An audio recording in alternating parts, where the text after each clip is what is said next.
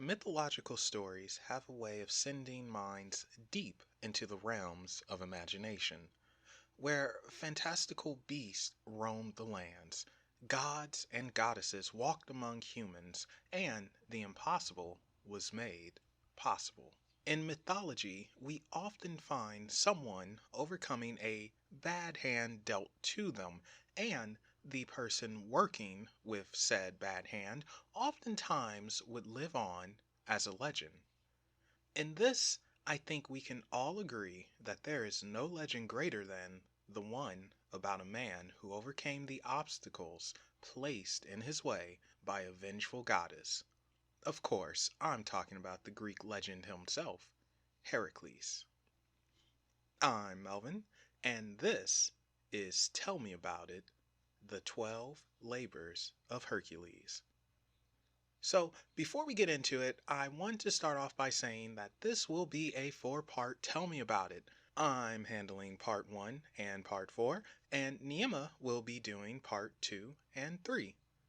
Also of note, you probably caught me saying Heracles and Hercules.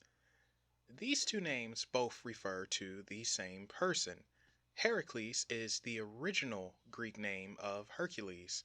From here on out, we will be saying his name in the more popular Romanized way, Hercules. Now, let's begin. The 12 labors of Hercules came about thanks to Zeus's infidelity and Hera's anger. Zeus, being a lover of women, decided to pay Alcmene, who would become Hercules' mother, a visit while her husband Amphitryon was away in battle. Zeus took on the identity of Amphitryon and made sweet love to the unknowing Alcmene. Zeus originally intended this to be a one-day affair, but apparently he couldn't get enough of Alcmene, and that one day became 3, and thus Hercules was conceived. Fast forward 9 months, Alcmene is about to give birth, and Zeus decides to announce to all the gods that on this day a descendant of Perseus would be born and would be king of everything around him. Yes, Perseus would be Hercules' great-grandfather, and yes, Perseus was also a son of Zeus. Yes, incest was a thing, and yes, the Greeks were freaks. Now Hera, hearing Zeus say this, made him swear upon this oath, of which Zeus did without thinking. Hera, being a goddess of childbirth, took advantage of Zeus's lack of forward thinking and stopped Alcmene from giving birth and sped up the birth of Hercules' cousin, Eurystheus, by about 2 months, thus making him to be the next king. Hera pulled one over on Zeus. However, this wasn't enough to satisfy her. Moving on to many years in the future, Hercules is now a full-grown man with a wife and kids. However, Hera's hatred and anger towards Hercules is just as powerful as ever. Hercules was arriving home from an adventure one day when Hera caused Hercules to hallucinate. The hallucination made him see his family as monsters. This would lead to Hercules killing his wife Megara and his kids. Upon snapping back into reality, Hercules was overcome by the guilt of his actions and decided to commit suicide. But his cousin, Theseus, talked Hercules out of this and instead told him to seek out the Oracle of Delphi and ask how he can atone for his actions. The Oracle of Delphi, Pythia, told Hercules to serve his cousin, King Eurystheus, and perform 10 labors of which, if Hercules succeeded, he would be purified of his sin. Unbeknownst to Hercules was that Eurystheus was a champion of Hera, and this was Hera's plan all along, to force Hercules into servitude, break him, and ultimately kill him. The first labor Hercules was tasked with was killing the Nemean lion. The Nemean lion was an offspring of Typhon whose claws could cut through any armor and his fur was impenetrable to all mortal weapons. Hercules, not knowing about the impenetrable fur, made some arrows and shot the lion. He was surprised when he saw that the arrows had no effect, so he had to be more creative. Hercules tracked the lion to its cave that had two entrances. One of the entrances Hercules decided to block off with a boulder while he entered the other for a one-on-one battle with the Nemean lion. Hercules would bash the lion upside its head with his club to stun it, and then, using his god-tier strength, strangled the Nemean lion to death. However, Hercules did not come out of this unscathed. In some stories, it's said that Hercules actually lost a finger to this beastly lion. After killing the lion, Hercules decides to skin it and take its fur for protection, but his knife wouldn't penetrate it. This was one of Hercules' more derp moments, forgetting that mortal instruments can't penetrate the lion's fur. Luckily, Athena, the goddess of wisdom and warfare, and also Hercules' half-sister, was paying attention to what was going on. She told Hercules to use the lion's claw to skin it. Hercules did just that, and would soon be sporting his own stylish, impenetrable lion's fur. Hercules returned to his cousin to inform him of his success.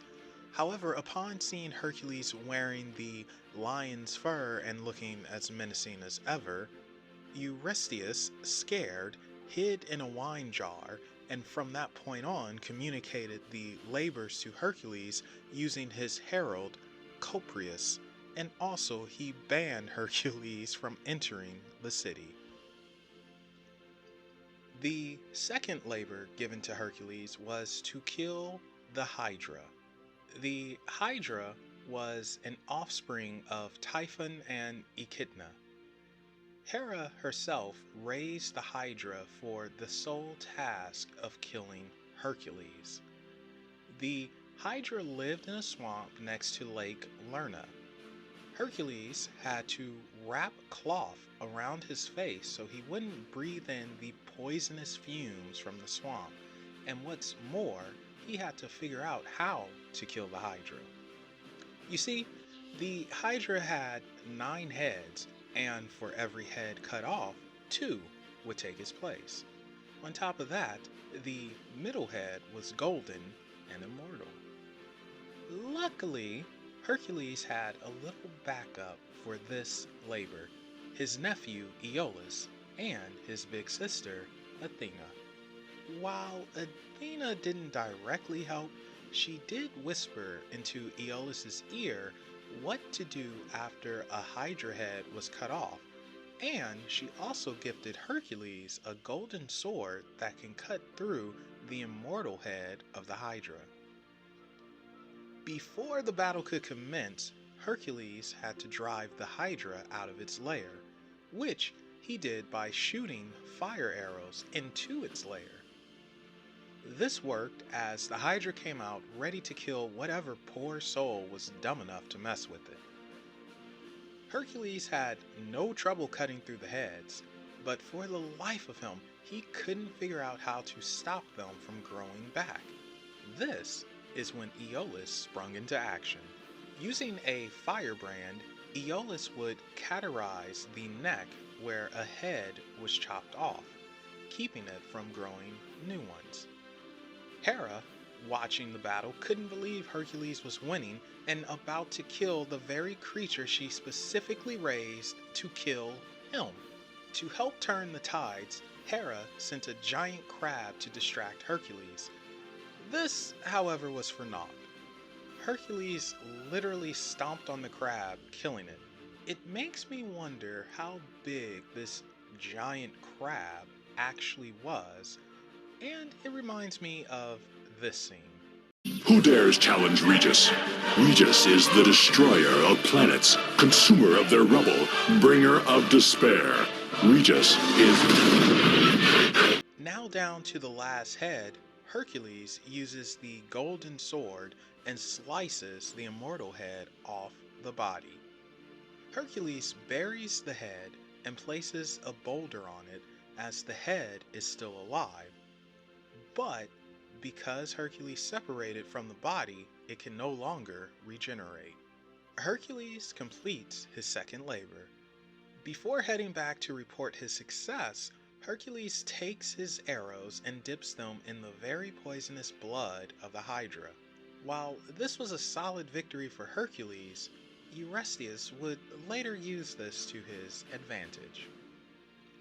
The third labor given to Hercules didn't involve slaying a monster, but instead catching the Ceranian hind and bringing it back to Eurystheus alive.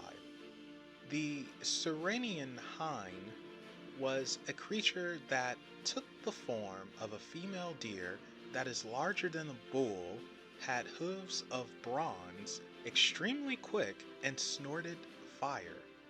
Hercules would chase this hind for a full year all over Greece. Fortunately for Hercules, luck was on his side one day when he shot an arrow at the hind and landed it in its forelegs. Hercules would pick up the hind and start to make his way back to Eurystheus, but he is stopped by the goddess of the hunt, wild animals, wilderness, and Hercules' other half-sister, Artemis. This is what Eurystheus planned all along, for Hercules to anger Artemis and her to punish him for hunting and injuring a sacred animal of hers. However, Hercules apologized and explained the situation to Artemis, who was understanding. Artemis let Hercules keep the hind, but made him promise to return it.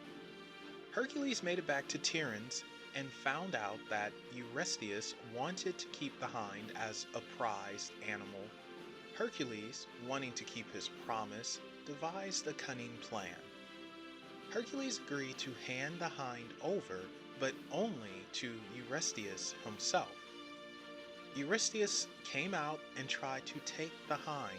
However, the moment Hercules let go, the hind broke out in a full sprint back to Artemis.